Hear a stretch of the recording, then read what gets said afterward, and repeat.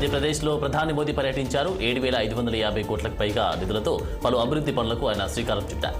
అనంతరం రుభువా జిల్లాలో ఏర్పాటు చేసిన బహిరంగ సభలో మోదీ ప్రసంగించారు.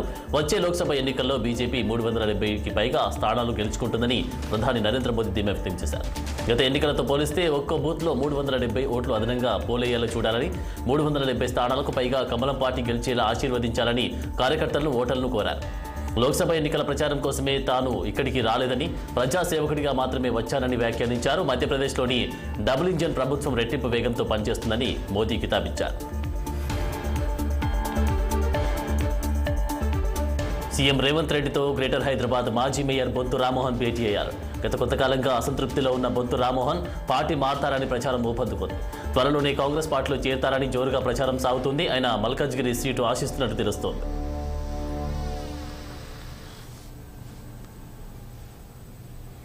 రంగారెడ్డి జిల్లా అబ్దుల్లాపూర్ మేట మండలంలోని అనాజ్పూర్లో అగ్ని ప్రమాదం సంభవించింది. గ్యాస్ సిలిండర్ పేలడంతో ఇంట్లో ఉన్న ఫ్రిడ్జ్ తదితర వస్తువులు మంటల్లో కాలిపోయాయి. స్థానికుల సమాచారంతో ఘటనా స్థలికి చేరుకున్న అగ్నిమాపక సిబ్బంది మంటలను అదుపువేశారు. ప్రమాద సమయంలో ఇంట్లోనే ఉన్న విజయలక్ష్మి వెంటనే బయటకు రావడంతో ముప్పు తప్పింది.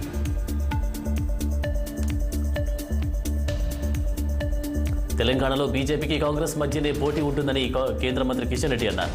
హైదరాబాద్లో ఎంఐఎంను మట్టి కనిపిస్తామని తెలిపారు. అలాగే బడ్జెట్లో విద్యారంగానికి నిధులు తగ్గించిందని కిషన్ రెడ్డి విమర్శించారు. రాష్ట్రంలోని పాఠశాలల్లో సరైన మౌలిక వసతులు లేవని అన్నారు. హాస్టళ్లలో ఫుడ్ బాగలేక స్టూడెంట్స్ ఇబ్బంది పడుతున్నారన్న ఆయన సర్కారు బడుల్లో కనీస వసతులు కల్పించాలని పేర్కొన్నారు. ప్రభుత్వం విద్యార్థుల ఆత్మహత్యలను ఆపాలని ఆయన డిమాండ్ చేశారు. సనత్ నగర్లో పలు అభివృద్ధి పనులకు శంకుస్థాపన చేసి ఈ వ్యాఖ్యలు చేశారు. తిరుపతి లోక్సభ ఉప ఎన్నికల్లో దొంగ ఓట్ల వ్యవహారంలో పోలీసు అధికారులపై ఎన్నికల సంఘం కొరటాలు జుల్పించింది. అప్పటి తిరుపతి నగర తూర్పు పశ్చిమ సీఐలు శివప్రసాద్పై ఈసీ వేటు వేసింది. తూర్పు CI SI Jayaswamulu head constable Dwarakanath రెడ్డిని సస్పెండ్ చేసింది. అలిపిరి అప్పటి సీఐ దేవేంద్ర కుమార్ను వీఆర్కి బదిలీ చేసింది. ఉప ఎన్నికల వేళ దొంగ ఓట్ల కేసును నీరుగార్చారని వీరిపై ఆరోపణలున్నాయి. సాక్ష్యాధారాలు లేవని ఈ కేసును మూసివేయించారు. అయితే కేసును సమగ్రంగా విచారించకుండా క్లోజ్ చేయడంతో ఈసీ బాధ్యులపై చర్యలు తీసుకుంది. ఈసీ ఆదేశాల మేరకు ఇద్దరు సీఐలు, ఒక ఎస్ఐ, ఒక హెడ్ కానిస్టేబుల్ సస్పెండ్ చేస్తూ అనంతపురం రేంజ్ డీఐజీ అమ్మిరెడ్డి ఉత్తర్వులు జారీ చేశారు. మరో సీఐ దేవేంద్ర కుమార్ను వీఆర్కు బదిలీ చేశారు, ఆదేశాలిచ్చారు.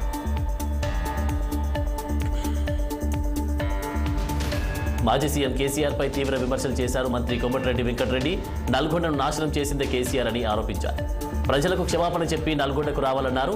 ఎండాకాలం కూడా రాకముందే నల్గొండ ప్రజలు తాగునీటి కోసం ఇబ్బందులు పడుతున్నారన్న ఆయన దానికి గత బీఆర్ఎస్ ప్రభుత్వమే కారణమన్నారు. గుంటూరులో ప్రబలుతున్న డయేరియా వ్యాధిపై వైద్యాధికారులతో మంత్రి విడుదల రజనీ సమీక్ష సమావేశం నిర్వహించారు. నగరంలో నెలకొన్న ప్రస్తుత పరిస్థితుల్లో తీసుకోవాల్సిన చర్యలపై చర్చించారు.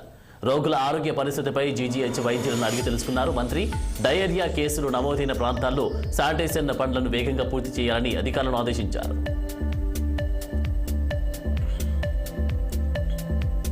గుంటూరు జిల్లా పొన్నూరు మండలం పచ్చల తాడిపత్రు గ్రామంలో ఉద్రిక్త వాతావరణం నెలకొంది. గ్రామంలోని టీడీపీ పార్టీ జెండాను గుర్తు తెలియని వ్యక్తులు తగలబెట్టారు. ఆగ్రహానికి గురైన టీడీపీ నాయకులు ఈ పని వైసీపీకి చెందిన వారే చేశారని ఆరోపిస్తున్నారు.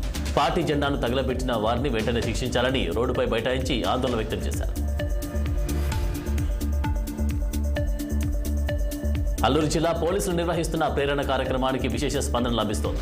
Tata electronics Bengaluru company job offers కొరకు వందలాది మంది యువతులు దరఖాస్తు చేసుకున్నారు. తాజాగా రంపచోడవరంలోని జూనియర్ కళాశాలలో నిర్వహించిన ఈ జాబ్ మేళాను సద్వినియోగం చేసుకునేందుకు భారీ సంఖ్యలో నిరుద్యోగ గిరిజన యువతులు తరలివచ్చారు. ఈ కార్యక్రమానికి ఏఎస్పీ జగదీష్ ఆధ్వర్యంలో ప్రత్యేక ఏర్పాటు చేశారు.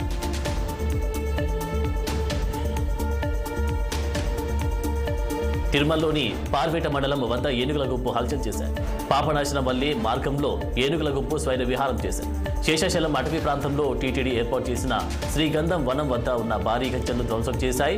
హుటాహుటిన అక్కడికి చేరుకున్న అటవీ శాఖ సిబ్బంది ఏనుగుల గుంపుని అటవీ ప్రాంతంలోకి మళ్లించారు. వేసవికాలం ప్రారంభం కాకముందే నీటి కోసం వెతుక్కుంటూ ఏనుగుల గుంపు శేషాచలం అటవీ ప్రాంతాన్ని వదిలి బయటకు వచ్చినట్లు అధికారులు భావిస్తున్నారు.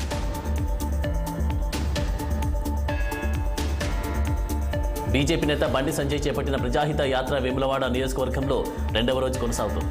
ఈ సందర్భంగా బండి సంజయ్ అంబేద్కర్ విగ్రహానికి పూలమాల వేసి నివాళులర్పించారు. యాత్రలో భాగంగా గడప గడపకి తిరుగుతూ ప్రజలకు అభివాదం చేస్తున్నారు.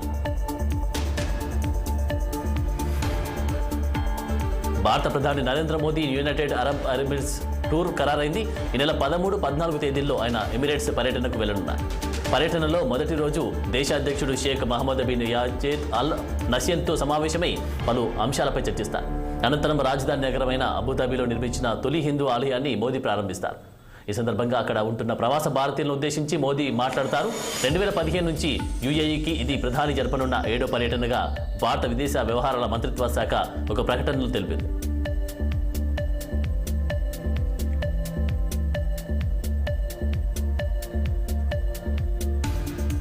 నిర్లక్ష్యానికి నిలువుటద్దంగా మారింది కామారెడ్డి ప్రభుత్వ ఆసుపత్రి. అరకొర సౌకర్యాలు, వైద్యుల సంఖ్య అల్పంగా ఉండడంతో రోగులకు ఆసుపత్రిలో కొత్త సమస్యలు తలెత్తుతున్నాయి.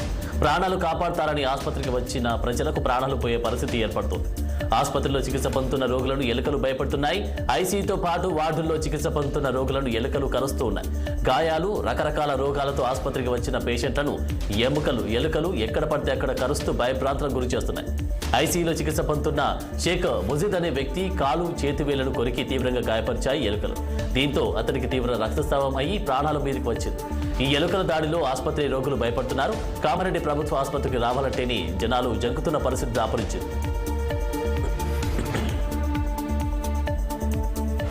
నల్గొండ పట్టణంలో కేంద్ర మంత్రి కిషన్ రెడ్డి పర్యటించారు. పాత బస్తీలో ఏర్పాటు చేసిన ఆంజనేయ స్వామి విగ్రహ ప్రతిష్టాపన మహోత్సవంలో పాల్గొని పూజలు చేశారు. కిషన్ రెడ్డి పర్యటన నేపథ్యంలో పోలీసులు భారీ బందోబస్తును ఏర్పాటు చేశారు.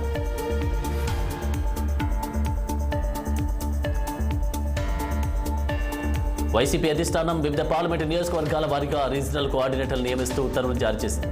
గుంటూరు, నరసరావుపేట, బాపట్ల పార్లమెంటు రీజనల్ కోఆర్డినేటర్గా విజయసాయిరెడ్డి, కర్నూలు, నంద్యాల పార్లమెంటు నియోజకవర్గాల రీజనల్ కోఆర్డినేటర్గా పి రామసుబ్బారెడ్డిని నియమించింది.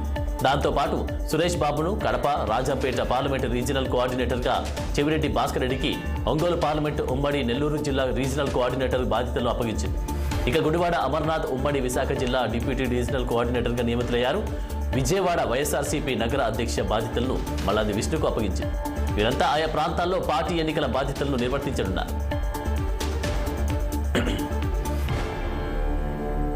బీఆర్ఎస్ పార్టీకి త్వరలో భారీ షాక్ తగలనుంది. పార్టీకి చెందిన సీనియర్ నేత ఎమ్మెల్సీ పట్నం మహేందర్ రెడ్డి కాంగ్రెస్లో చేరబోతున్నారు. ఇప్పటికే పట్నం తన భార్య సునీతారెడ్డితో కలిసి సీఎం రేవంత్ రెడ్డిని కలిశారు. అసెంబ్లీ ఎన్నికలకు ముందే మహేందర్ రెడ్డి కాంగ్రెస్లో చేరడం దాదాపు ఖాయమైన తరుణంలో అనూహ్యంగా ఆయనను మాజీ సీఎం కేసీఆర్ మంత్రివర్గంలోకి తీసుకున్నారు. మరోవైపు సునీత గత కొద్ది నెలలుగా బీఆర్ఎస్ పార్టీ కార్యకలాపాలకు దూరంగా ఉంటున్నారని వార్తలు వస్తున్నాయి. రాష్ట్రంలో అధికారం మారాక మహేందర్ రెడ్డి సైతం కాంగ్రెస్ వైపు మొగ్గు చూపుతున్నట్లు తెలుస్తోంది. మహేందర్ రెడ్డి దంపతులు కాంగ్రెస్లో చేరడం దాదాపు ఖాయమైందని ఆ పార్టీ వర్గాలు చర్చించుకుంటున్నాయి. ఈ నెల 12న అధికారికంగా కాంగ్రెస్లో చేరుతున్నారని తెలుస్తోంది.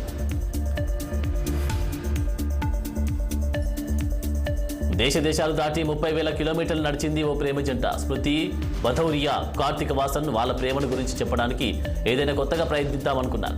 వాళ్ళది ప్రేమ, పెళ్లి సరదాగా ఉండడం, సాహసాలు చేయడం ఇద్దరి నైజంగా భావించారు. ఒకరిపై ఒకరు ప్రేమ చూపించడం తేలిక. నువ్వు నేను ఏకాంతంగా ఉన్నప్పుడే మన ప్రేమ ఎలా ఉంటుందో పరీక్షించి చూద్దాం అనుకుని ఓ రోడ్డు ట్రిప్నకు వెళ్లడమే అసలైన టెస్ట్ అనుకున్నారు. వారు వెంటనే పాన్ అమెరికన్ హైవే రోడ్డు ప్రయాణం చేయాలనుకున్నారు. ఇది ప్రపంచంలోని అతి పొడవైన జాతీయ రహదారి. 15 దేశాల గుండా 30,000 కిలోమీటర్ల పైన సాగుతుంది. ఉత్తర అమెరికా ఖండం కెనడాలోని ఒంటారియో మొదలై దక్షిణ అమెరికా అర్జెంటీనాలో ముగుస్తుంది. ఈ యాత్ర ఆగస్టు 15, 2020న యాత్ర ప్రారంభమైంది. ఫిబ్రవరి 14న ఈ వాలంటైన్స్ డేకి ఆ ప్రయాణం ముగించబోతుంది. ఈ జంట ప్రయాణం ఇప్పుడు అంతర్జాలంలో వైరల్ అవుతుంది.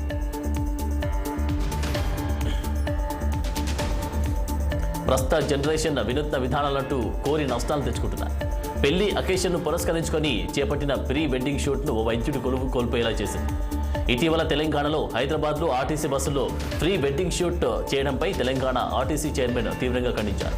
అదేవిధంగా ఇప్పుడు కర్ణాటకలోని ఓ వైద్యుడు తనకు కాబోయే భార్యతో రోగికి శస్త్రచికిత్స చేస్తున్నట్టుగా ఆపరేషన్ థియేటర్లో ప్రీ వెడ్డింగ్ షూట్లో చేశారు. అయితే ఆ దృశ్యాలు వైరల్ కావడంతో డాక్టర్ను సర్వీస్ నుంచి తొలగించినట్లు ఆరోగ్య శాఖ మంత్రి దినేష్ గుండూరావు తన ఎక్స్ ఖాతా ద్వారా వెల్లడించారు.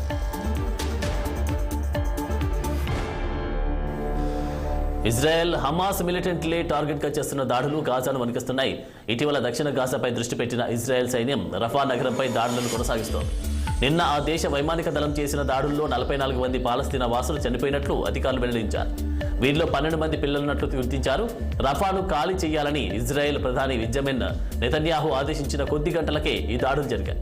శనివారం తెల్లవారుజామున రఫాలోని 3 ఇళ్లపై వైమానిక దాడి జరిగింది. అందులో 3 కుటుంబాలకు చెందిన 28 మంది చనిపోయారు.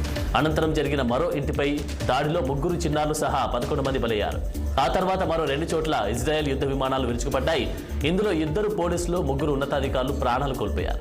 నగరంపై ఇజ్రాయెల్ భూతల దాడులు మొదలైతే మరింత దారుణ పరిస్థితులు తలెత్తవచ్చన్న ఆందోళనలు వ్యక్తమవుతున్నాయి.